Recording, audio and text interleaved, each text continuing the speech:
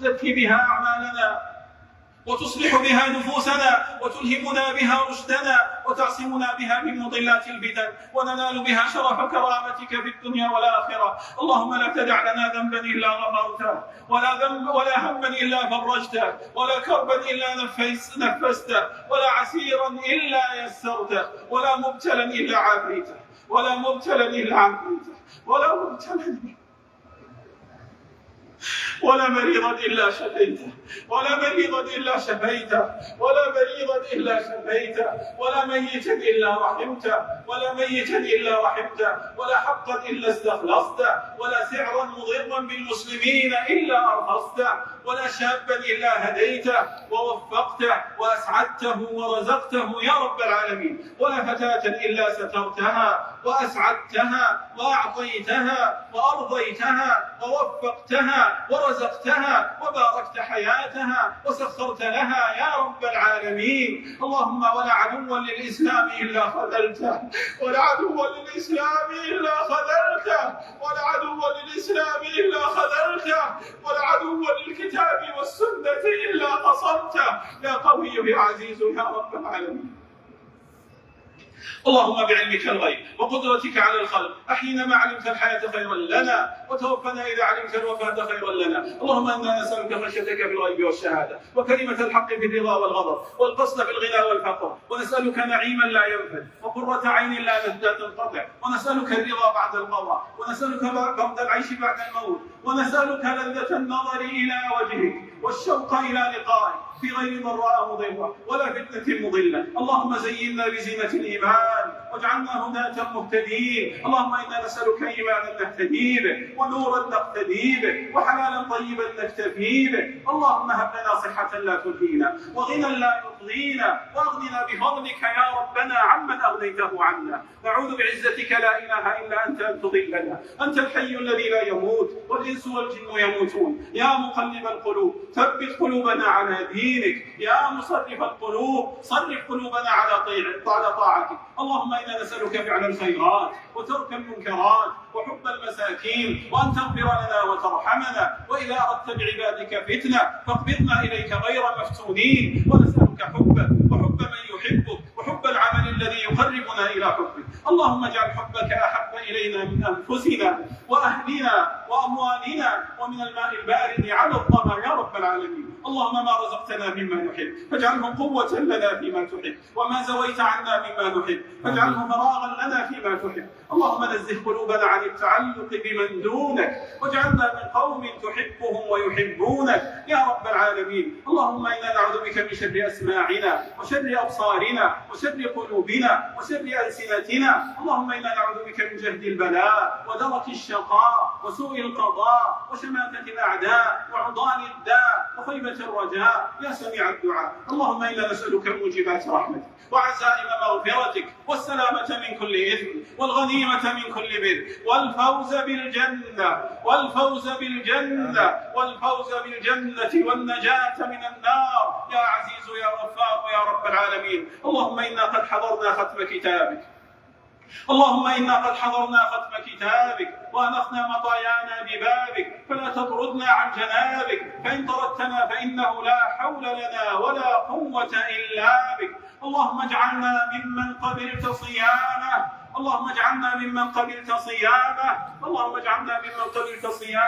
ومحوت عنه آثامه وأسعدت قلبه فاستعد لما أمامه. اللهم اختم لنا شهر رمضان بغفرانك والعتق من نيرانك برحمتك يا أرحم الراحمين. اللهم إنا قد تولينا صيام شهرنا وقيامه على تقصير منا. اللهم إن كان في سابق علمك أن تجمعنا في مثله فبارك لنا فيه وإن قضيت بقطع آجالنا وما يحول بيننا وبينه فأحسن الخلافة على باقينا وأوسع الرحمة على ماضينا وعمنا جميعا بعفوك وغفرانك واجعل الموعد بحبوحة جنتك ورضوانك يا رب العالمين. اللهم أعد علينا رمضان أعواما عديدة وأزمنة مديدة ونحن في صحة وعافية وحياة سعيدة. اللهم اجعل شهرنا شاهدا لنا يوم يقوم الأشهاد. اللهم اجعله شاهدا لنا بأداء فرضك ولا تجعلنا ممن تعب واجتهد ولم يرضك يا رب العالمين.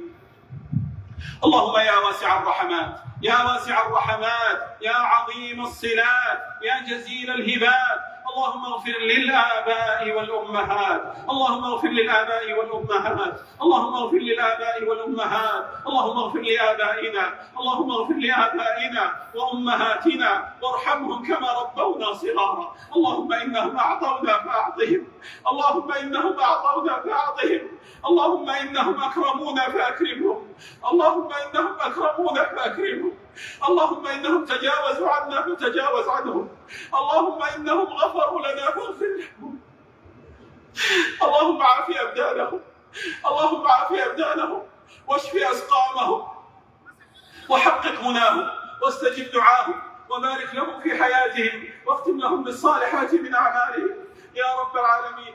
اللهم اغفر للأموات من الآباء والأمهات، اللهم اغفر لهم، اللهم اغفر لهم، اللهم اجعل قبورهم نورا، اللهم اجعل قبورهم نورا، اللهم املاها عليهم سرورا، اللهم من كان منهم مسرورا فزده سرورا وحبورا، ومن كان منهم معذبا ملهوفا فبدل حزنه فرحا وسرورا يا رب العالمين. اللهم اغفر لجميع موتى المسلمين، اللهم اغفر لهم وارحمهم وعافهم واعف عنهم واكرم نزلهم ووسع مدخلهم واغسلهم بالماء والثلج والبرد ونقهم من الذنوب والخطايا كما ينقى الثوب الابيض من الدنس يا رب العالمين. اللهم يا فارج الهم، يا كاشف الغم، فرج هم المهمومين ونفس كرب المكروبين واقض الدين عن المدينين واشف مرضانا ومرضى المسلمين برحمتك يا ارحم الراحمين. اللهم انا لنا اخوه حبسهم المرض على الاسره في المشافي، اللهم انزل عليهم رحمتك، انزل عليهم شفاءك، اللهم انزل عليهم شفاءك، اللهم انزل عليهم عافيتك برحمتك يا ارحم الراحمين. يا اله الاولين، يا اله الاولين والاخرين، يا ناصر المظلومين، يا قاهر الجبارين، يا قاسم الظالمين. اللهم طال ليل الظالمين وطال البلاء على اخواننا المسلمين، اللهم كن لاخواننا المستضعفين في كل مكان يا رب العالمين، اللهم كن لهم ناصرا ومعينا ومؤيدا وظهيرا، اللهم بدل خوفهم حزنا، اللهم بدل خوفهم فرحا، اللهم بدل خوفهم فرحا، اللهم بدل خوفهم امنا وحزنهم فرحا وشتاتهم سكنا يا رب العالمين. اللهم عليك بالظلمه المعتدين والكفره المعتدين والمنافقين المتربصين، انزل عليهم باسك يا رب العالمين. اللهم اهزمهم وزعزعهم وزلزلهم ودمرهم يا قوي يا عزيز يا رب العالمين.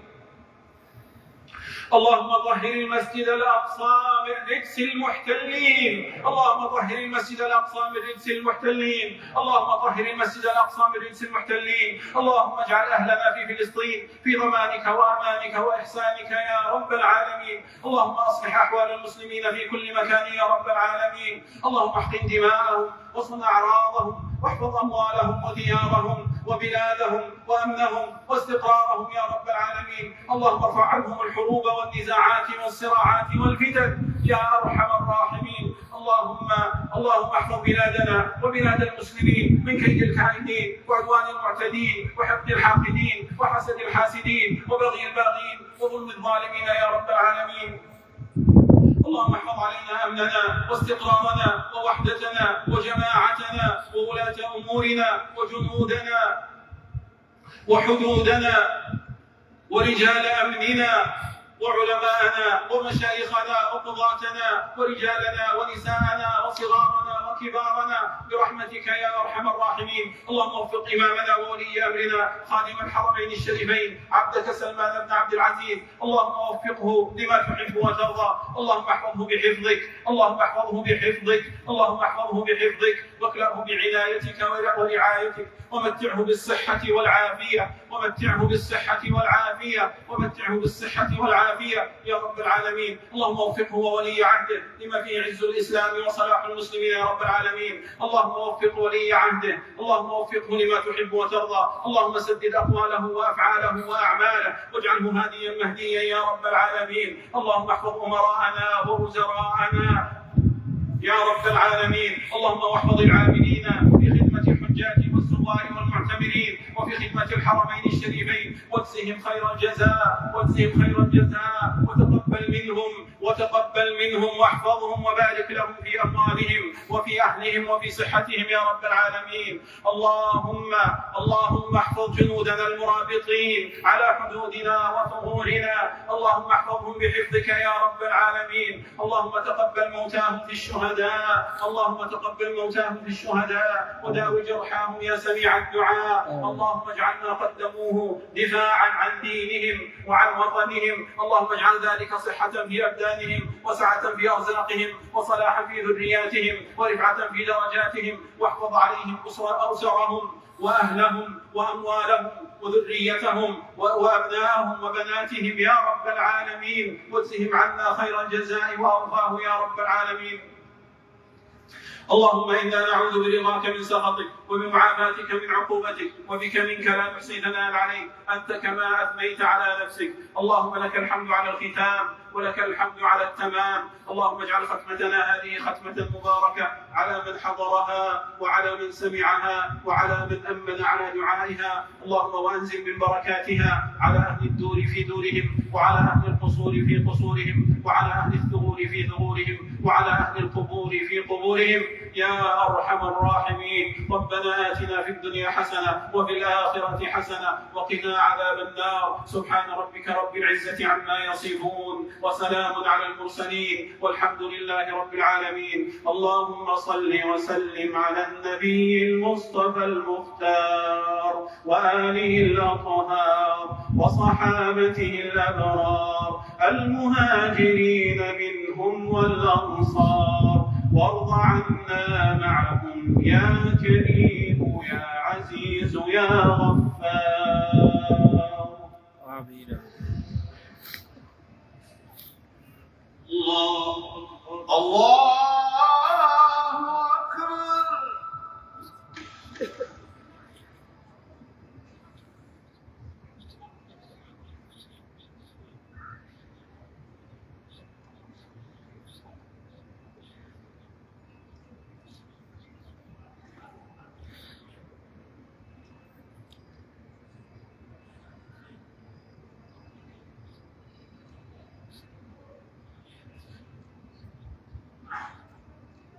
سمع الله لمن حمده ربنا ولك الحمد.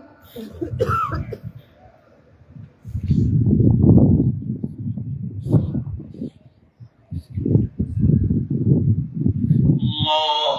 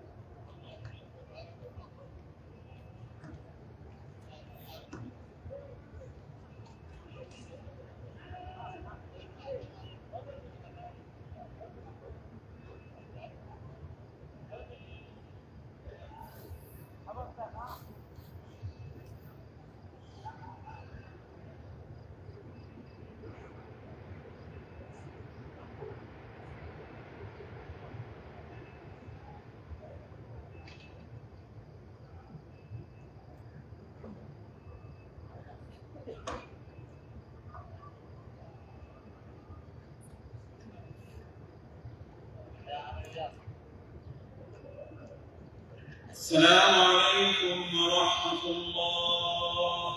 السلام عليكم